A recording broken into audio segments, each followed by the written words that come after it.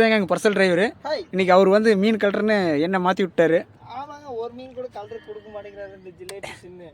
அதனால தான் இன்னைக்கு அவர் போஸ்டிங்கே பிடிங்கிட்டு ஜிலேபி போஸ்டிங்கே பிடிங்கிட்டு பார்த்தீங்கன்னா ஒரு ரோ குட்டி அடிச்சுக்குங்க.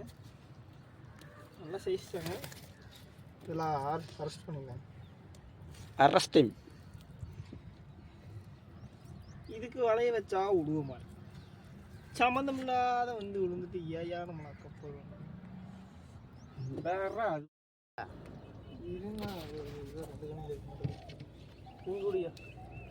இருங்க.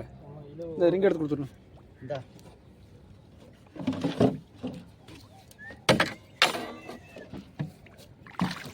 ரோகுடி